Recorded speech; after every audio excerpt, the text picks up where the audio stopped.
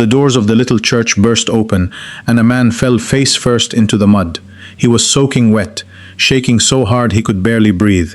His expensive suit was torn, his shoes were caked with clay, and his hands, the same hands that had signed papers designed to erase this place from the map, were pressed flat against the floor in something that looked a lot like prayer. His name was Kareem Al-Hassan. 3 days ago he was worth $4 billion. Right now he was just a frightened man with nowhere left to run. What brought one of the most powerful men in the country to his knees in a church he had tried to demolish? And when the people inside saw him there, what did they choose to do? If stories of faith, surrender, and unexpected grace move you, go ahead and subscribe so you never miss one. Every story we share here is proof that even when a life looks completely broken, something new can still grow in the rubble. Kareem Al-Hassan had not built his empire by being patient. He had built it by being relentless. He grew up with nothing, scraping and clawing his way through a childhood he never talked about, and somewhere along the way he decided that the world owed him everything he had been denied. By 43, he had a corner office on the 52nd floor of a glass tower, a fleet of cars he barely drove, and a reputation that made other businessmen lower their voices when his name came up. He did not see people, he saw leverage. So when his development team identified the valley of San Cristobal as the perfect location for a new industrial complex, he did not hesitate. He purchased every parcel of land surrounding the village quietly, through a series of shell companies, before a single resident knew what was happening. He did not feel guilty about it, he felt efficient. The village had been there for over 120 years. A few dozen families, a produce cooperative, a one-room schoolhouse, and a small stone church at the center of everything. The church had been built by hand by the great-grandparents of people still living there. It was not impressive by any measurable standard, but it was theirs. Kareem showed up on a Tuesday morning in September, 3 black SUVs and a flatbed truck carrying surveying equipment. He walked through the village square in a charcoal suit while his assistant read aloud the legal summary of the land acquisition. He gave them 30 days to accept his buyout offer or face eminent domain proceedings that his legal team had already set in motion. He sat across the table from Pastor Daniel Reyes in the church fellowship hall. Daniel was a quiet man, probably 60, with reading glasses perched on his nose and the kind of stillness that does not come from being unbothered. It comes from being deeply rooted. Kareem set a blank check on the table. "Fill in any number," he said. "Be reasonable and you will all walk away comfortable." Daniel looked at the check for a long moment. Then he picked up the pen that Kareem had placed beside it, and he wrote 2 words across the face of it. He signed his name beneath them and slid it back. "Not for sale." Kareem stared at it. Nobody had ever done that. Not once in 20 years of acquisitions. He picked it up, turned it over like he expected something else to be written on the back, and then set it down again. "You don't understand what I'm capable of," he said quietly. "I think I do," Daniel replied, "and I'm praying for you anyway." Kareem walked out of that fellowship hall with something unfamiliar burning in his chest. Not quite anger, something more complicated than that. He spent the drive back to the city making calls. Within 6 days, the church's bank accounts were frozen through a series of creditor filings that his legal team had been holding in reserve. 2 days after that, the utility easements serving the village were legally challenged, and both the water line and the electrical connection were suspended pending review. It was all technically lawful. That was the part Kareem was most proud of. He watched the village through drone footage from his office. He expected to see panic. He expected to see people packing boxes or lining up to sign the buyout forms his team had left at every door. Instead, he watched a group of young people dig. Sofia Reyes, the pastor's daughter, was home from law school that week, and she organized 20 volunteers with shovels and an old hand pump her grandfather had left in a barn. They struck water on the 3rd day. The footage showed people cheering, soaking wet, laughing in the dirt. That night, through the thermal imaging feed, he watched the church hold its regular Wednesday service by candlelight. From above, it looked like a jar of fireflies. He increased the pressure. His chief advisor, a lean, unsmiling man named Tariq, had worked for Kareem for 11 years. Tariq did not have a conscience so much as he had a very organized filing system for justifications. He arranged for a series of stories to appear in regional media outlets over the following week. The stories alleged that the San Cristobal Church had been mishandling charitable donations, that its cooperative accounts showed irregularities, that the pastor was connected to a property dispute dating back 15 years. None of it was true. But true was not the goal. Supply trucks that had been delivering to the village weekly suddenly stopped coming. The driver of one of them told the village elder, off the record, that his company had received complaints and did not want the trouble. 3 neighboring towns began treating San Cristobal like it carried something contagious. Then, on a Thursday night, a van with no plates pulled up outside the church storage building and 4 men emptied it in under 20 minutes. Winter provisions, bags of grain, canned goods, medical supplies, everything the village had been carefully stockpiling since the power went out. Gone. Kareem's phone buzzed at midnight with a text from Tariq. Done. Expect contact by morning. He set the phone down and waited. He waited Friday. He waited Saturday. He monitored his inbox every 20 minutes. No contact. No surrender. On Sunday afternoon, a visitor was announced at the lobby of his corporate tower. 2 visitors, actually. The front desk described them as an older gentleman and an elderly woman. No appointment. No briefcase. The woman was carrying something wrapped in brown paper and what appeared to be a thermos. Kareem told security to let them up. He was curious, and curiosity was the one thing that still reliably moved him. Pastor Daniel walked into his office with his hands in his jacket pockets, looking around the room with the same calm expression he had worn in the fellowship hall. Maria, the elderly woman beside him, was perhaps 80 years old, small and deliberate in her movements. She looked at Kareem the way a grandmother looks at a child who has just broken something and has not admitted it yet. She set the brown paper package on his glass desk.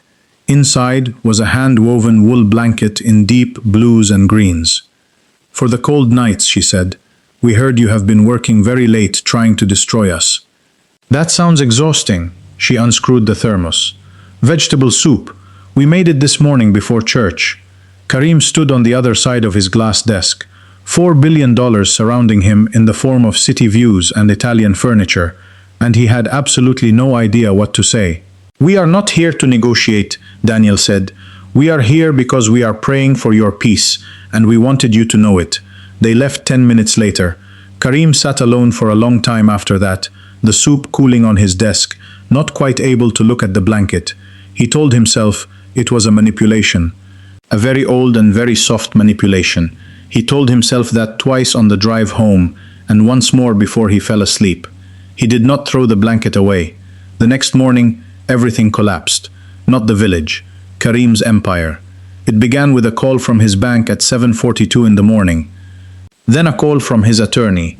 Then a call he did not recognize, which he answered anyway, and which turned out to be a federal investigator with a short list of very precise questions about corporate account transfers he had never authorized. Tariq had been thorough. 11 months of preparation, it turned out. He had used his access to Kareem's accounts and authorization codes to construct a financial structure that looked, from the outside, exactly like a sophisticated fraud scheme. Funds had been moved in Kareem's name. Documents had been signed with electronic signatures that were legally his.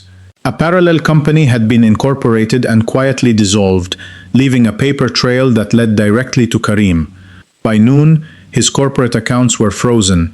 By 2 in the afternoon, his lawyers were calling back to say they were withdrawing from representation pending review of their own liability. By 4, Tariq had called an emergency board meeting, presented the evidence, and been appointed interim CEO by a vote of 8-1. Kareem stood on the sidewalk outside his own building while a security guard held the door closed behind him.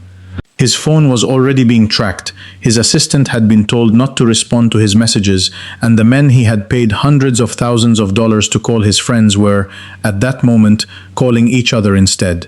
He had 3 hours before the arrest warrant was finalized. He drove. That was the only plan he had. He drove his personal car out of the city as the sky turned gray and the rain began, and his phone's signal bars dropped one by one as the highway turned into a 2-lane road and the 2-lane road turned into something gravel.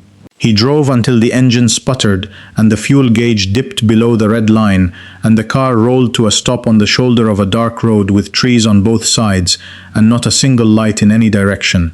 The storm was serious by then, not a dramatic movie storm, just relentless, cold, soaking rain that found every gap in a person's clothing within 4 minutes.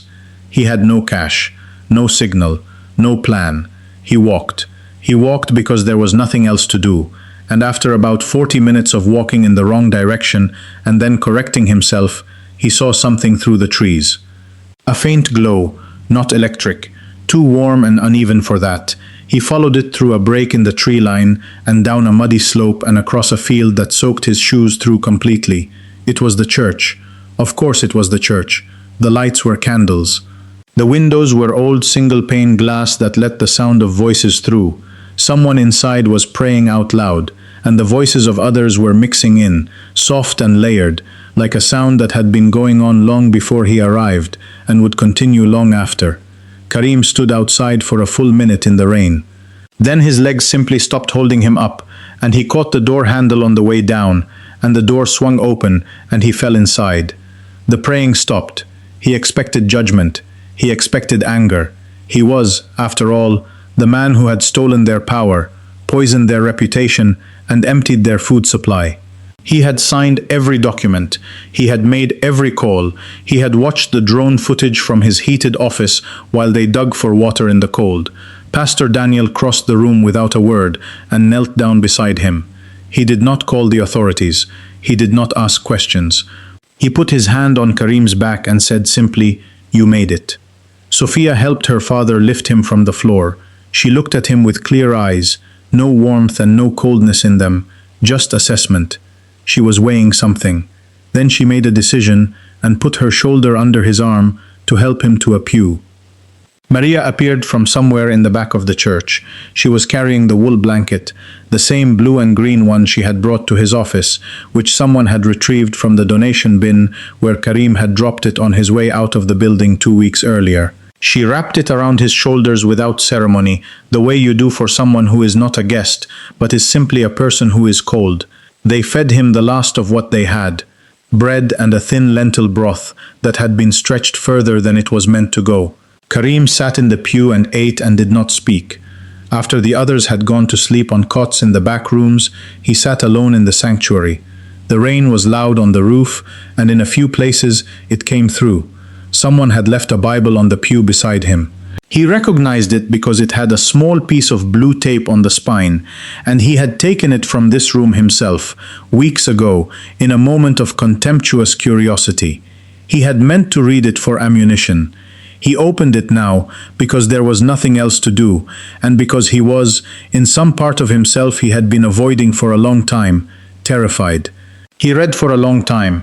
He is not the kind of man who cries in public or in private, but somewhere in the small hours of the morning, in a cold room with a leaking roof, wrapped in a blanket made by the hands of a woman he had tried to ruin, he stopped reading and put his face in his hands. The silence in the room was not empty. It was the fullest silence he had ever been inside of, and then, not with sound but with absolute certainty, in a register that was below hearing but above thought, he knew he was not alone. It was not dramatic. There was no light. There was no voice that shook the walls. There was only a knowing, precise and personal, that moved through him like something warm through cold water. Kareem, you spent your whole life building something to hide behind. I see what you were hiding from. You don't have to hide anymore. He did not argue. He did not analyze it. He did not do what he would have done in any boardroom when someone tried to reach him in a way he had not planned for. He just stayed there on the floor, on his knees, for the first time in his life, asking for something he could not purchase, and weeping with a relief so total it felt like setting down a weight he had been carrying since childhood. In the morning, Sofia Reyes was already at the table with 3 notebooks open and a borrowed laptop charged from the church's small solar battery. She had spent 2 hours reviewing everything she knew about Kareem's corporate structure, and she had questions. Specific, precise, uncomfortable questions about timelines and access logs and the one board member who had voted against Tariq. Kareem answered every single one. It took 11 days. Sophia worked with a federal attorney she had interned with the previous summer, submitting documentation requests and filing motions that most second-year law students would not have known how to begin. She had help from Kareem's old accounting director, who had been quietly building his own file on Tariq for months and was very glad to have someone to hand it to. The case against Kareem collapsed. The case against Tariq did not. Kareem's accounts were unfrozen. His name was cleared in a press statement that received a fraction of the coverage the original allegations had gotten. He stood in the federal building lobby afterward, surrounded by the legal and financial machinery of a restored empire, and he thought very carefully about what to do next. He called a meeting of the Valley's Village Trust. He showed up without his assistant or his car service or his attorney. He brought a folder with 2 documents in it. The first transferred ownership of the entire Valley parcel, including all of his corporate acquisition land, to the village trust in perpetuity. Not a donation, not a tax structure. A transfer, clean and complete, with legal protections that Sophia had designed herself to prevent any future acquisition attempt. The second was his resignation as CEO. He sat in the same fellowship hall where Daniel had written "not for sale" on his blank check, and he said, "I cannot give back the weeks I took from you. I can give back the land." Maria was sitting in the corner of the room, and when he finished, she said nothing. She just looked at him the way she had from the beginning, like she had been expecting him all along. He did not disappear into philanthropy and press releases. That would have been too easy, too neat, too much like the old Kareem who preferred to manage things from a distance. Instead, he funded Sophia's legal clinic for rural communities, a small office in a converted storefront that mostly served families who could not afford to fight the kinds of battles San Cristobal had nearly lost. He worked with Daniel through a community rebuilding initiative that he was careful to keep his name off of, and he showed up. That was the part no one had expected from him. He showed up in plain clothes, in the early morning, to help rebuild the church storage building that his men had emptied. He showed up on Saturdays to help repair fences along the cooperative fields. He learned how to do things badly and then less badly and then adequately. One morning, he was up on the church roof, replacing a section of damaged wood, when a boy of about 9 climbed the ladder and sat at the top, watching him work. The boy studied the hammer in his hand and then the man holding it. "My dad says you used to be a billionaire," the boy said. "I was," Kareem said. "So why are you fixing a roof?" Kareem set the hammer down for a moment. He looked out at the valley below him, the fields now green and fully the village's own, the smoke rising from the cooperative kitchen, the school full of sound at this hour. "I spent a lot of money," he said slowly, trying to make sure nobody in this place could speak. "And it didn't work. And then I came here with nothing, and everything I'd been running from caught up with me anyway." He picked the hammer back up. "And someone in that building down there showed me something I couldn't buy my way out of, or buy my way into. So now I show up." The boy thought about this. "Is that better," he asked, "than being a billionaire?" Kareem drove a nail clean in one stroke. "It's the only thing I've done in my life," he said, "that I'm not ashamed of." If this story stayed with you, share it with someone who might need to hear it today. And before you go, take a look at the 2 videos on your screen right now. Each one carries its own reminder that grace has a way of finding people in the places they least expect it. Click one and stay with us a little longer. We'll see you in the next story.